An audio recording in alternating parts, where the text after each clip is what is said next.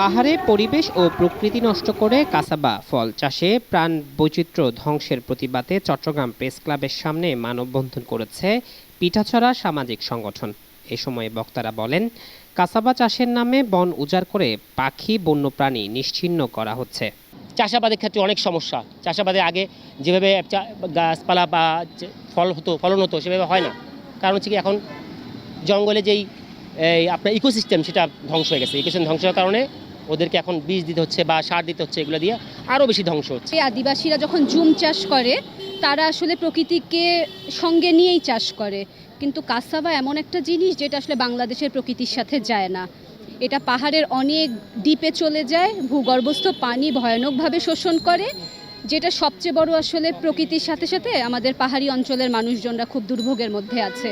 Cassava চাষের নামে যেটা হচ্ছে, এটা এক ধরনের আপনার শিমুল আলু এটা দুই রকমের হয়, একটা হয় লাল, একটা হয় সাদা।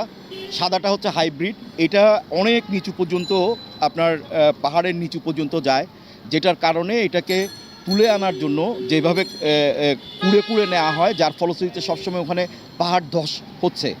এবং এই কাসাবা চাষের নামে যেটা করা হচ্ছে সেটা হচ্ছে যে আপনার বড় বড় যে গাছগুলো আছে, আমাদের যে প্রাকৃতিক বন যেটা তৈরি হচ্ছে এবং জীববৈচিত্র্য যেটা আছে সেটা নষ্ট হচ্ছে। কাসাবা চাষের ফলে যেই বনাঞ্চল ধ্বংস হচ্ছে, যার কারণে যে আমরা প্রতিবাদ করতেছি, যে আমরা এতগুলো মানুষ এখানে দাঁড়িয়ে আছি, এই প্রতিবাদকে আমরা সেই জায়গায় নিয়ে যাব যে এই জায়গায় কথাগুলো গেলে আমাদের প্রতিবাদটা সার্থক হবে। এ সময় মানববন্ধনে উপস্থিত ছিলেন পরিবেশবাদী বিভিন্ন সংগঠন ও নাট্যকর্মী ও সাংস্কৃতিক সংগঠনের সদস্যরা।